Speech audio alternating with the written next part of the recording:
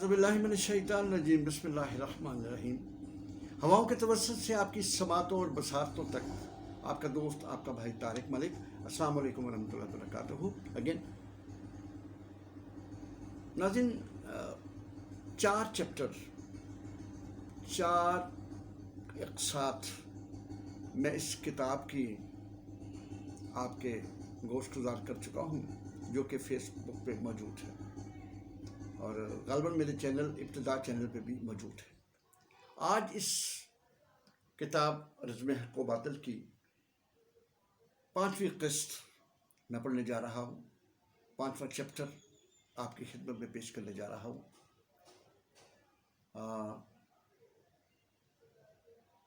ये किताब जो है, इसकी तालीफ़, इसके मौल्लिफ़ जो हैं वो शाह वलीउद्दीन, जो रेडियो पाकिस्तान लाहौर पे आज से कुछ बरस पहले प्रोग्राम किया करते थे नूर बसीरत के नाम से। बड़ी खूबसूरत किताब इन्होंने लिखी और मेरे अल्लाह ने मुझे तौफ़ीक अता फ़रमाई कि मैं इस किताब को पढ़ के आपके सामने पढ़ूं और पेश करूं और दीन, जो खूबसूरत किताब इन्होंने लिखी है दीन के मामलात में, वो आप तक भी पहुँचे। शुरू करता हूँ जी। सफ़ा और मरवा के बीच में एक मकान था, खूबसूरत मकान। ये दिलकश था, नया नया बना हुआ था और बहुत बड़ा था। कुछ मालूम नहीं, लेकिन था ये एक पाकीज़ा मकान, रहमतों का घर, बरकतों की मंजिल। यहाँ एक ऐसा कुंबा रहता था जिससे बस्ती वाले खुश न थे। हालांकि यहाँ के मुकीन गम गुसार थे, खुश अखलाक थे। ये लोग अपने पराये का गम खाने वाले थे, दूसरों के दुख दर्द में हाथ बढ़ाते, उनके काम आने वाले थे। खुद भूखे रहते मगर दूसरों को खाना खिलाते। मगर फिर भी बस्ती वालों को ये एक आंख न भाते थे। पराये तो पराये, अपने भी इनसे कटते नहीं, सिर्फ कटते ही नहीं बल्कि इनकी काट में लगे रहते थे, और काट भी ऐसी कि देखी न सुनी।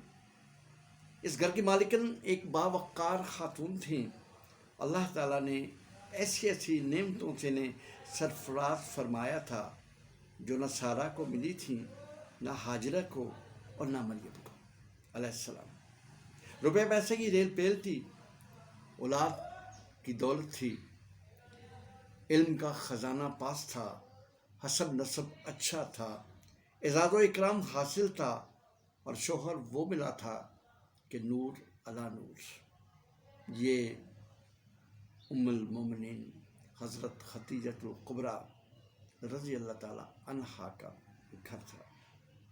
मुकाम महमूद, मस्कन मोहम्मद सल्लल्लाहु अलैहि वसल्लम, बाग़ जन्नत की हवाएं यहाँ चलती थीं और मलाइक का नगमा सल्ले अला यहाँ गूंजता था। इस घर में अब्दुल मुत्तलिब के राज दुलारे रहते थे। नबी आखिरुज़्ज़मां हज़रत मोहम्मद सल्लल्लाहु अलैहि वसल्लम है, जिनसे आलमे अमका की गर्मी बाज़ार शाह बनी अली में भी आपका एक और घर था, एक और मकान था। ये आप सल्लल्लाहु अलैहि वसल्लम की वालिदा मुहतरमा हज़रत आमना ने तरके में छोड़ा था। लेकिन कुछ ज़्यादा दिनों तक नबी अल्लाह इस मकान में ना रह सके। वो जगह जिसे हकीकत में ख़ात्मे पैगम्बरां की रिहाइश होने का शर्फ हासिल हुआ, उम्मुल मोमिनीन हज़रत खदीजतुल कुबरा रज़ी अल्लाह ताला अन्हा का यही मकान था, जो शौक अतारीन के पीछे वाक़ था। पहली वही नाज़िल होने के बाद साहिब नबूवत सीधे यहीं आए थे। यही वो मरकज़ इरफ़ां था। पहली वही नाज़िल होने के बाद यहीं आए थे आप सल्लल्लाहु अलैहि वसल्लम, और यही वो मरकज़ इरफ़ां था جہاں سے وادی بطحہ میں نور ایمان کی کرنیں پھوٹی۔ وادی بطحہ میں نہیں، چار دانگ عالم میں کیسی عجب بات تھی، کیسی عجب بات تھی کہ اسی کا شانہ حق کو ایک دن مشرقین نے گھیر لیا۔ ارشاد رب العالمین کا تھا، اور سورۃ الشعراء، اور اپنے نزدیک کے رشتہ داروں کو ڈراؤ۔ یہ اس حکم کے نازل ہونے کے بعد کی بات ہے۔ آستانے محبوب رب المشرقین والمغربین کو گھیر لیا گیا۔ ہاؤ ہو کا ایک ہنگامہ تھا اور لان تان کا ایک شور کہ ہر لمحہ بڑھتا جا رہا تھا۔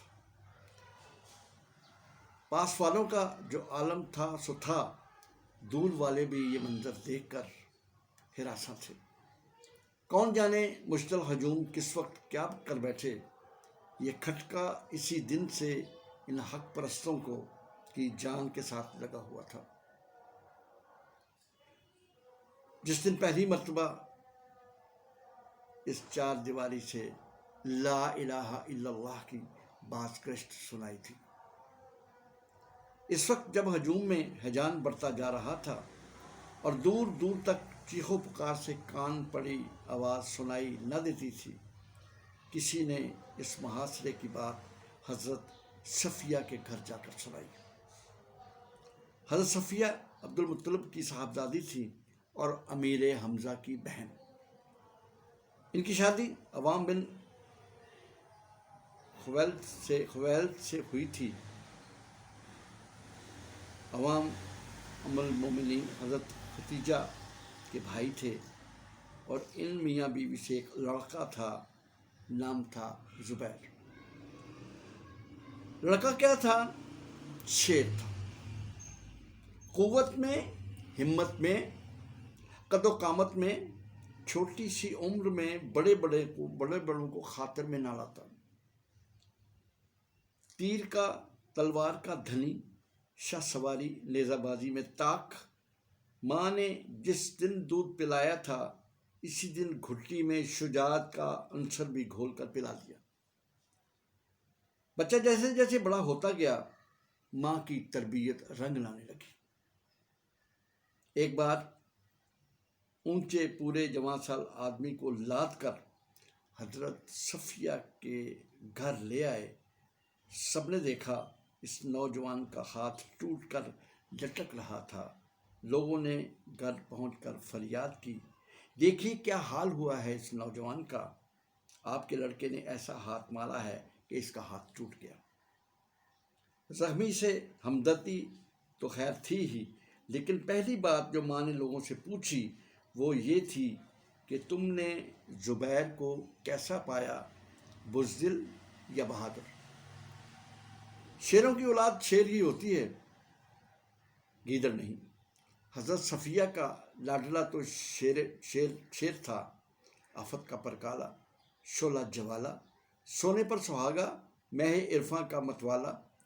16 برس کی عمر میں نور حق سے دل روشن ہو گیا تھا۔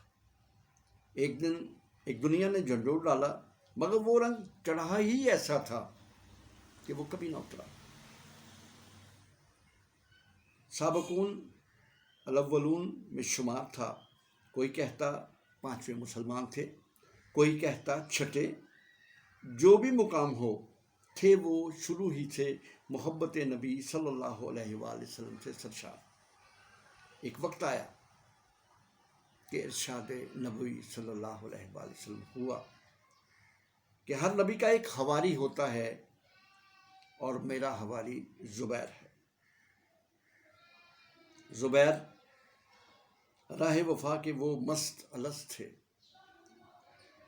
کہ انتہائی جنون سے ہے ابتدا جس کی، ام المومنین کے مکان کا محاصرہ کرنے والوں کا شوق بڑھتا گیا۔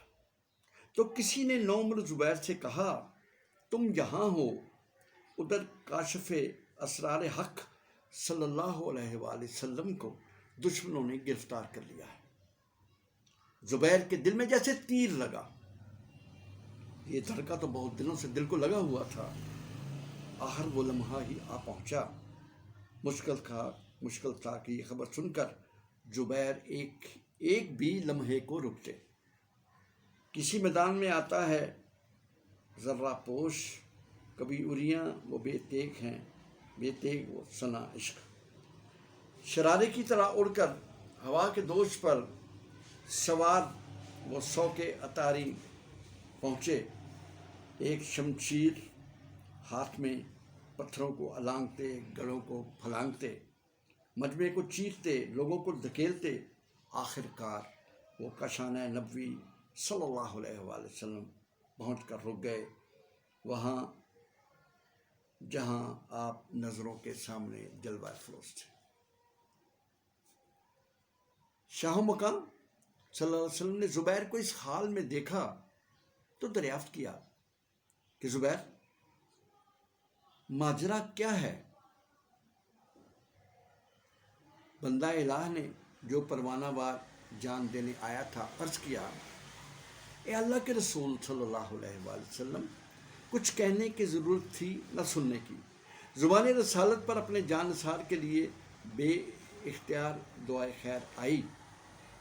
سیرت نگاروں نے لکھا ہے کہ یہ پہلا موقع تھا کہ حمایت اسلام میں کسی مسلمان کے ہاتھوں تلوار میان سے نکلی، ہوا میں لہرائی اور دشمنان حق کو ڈھونڈتی رہی۔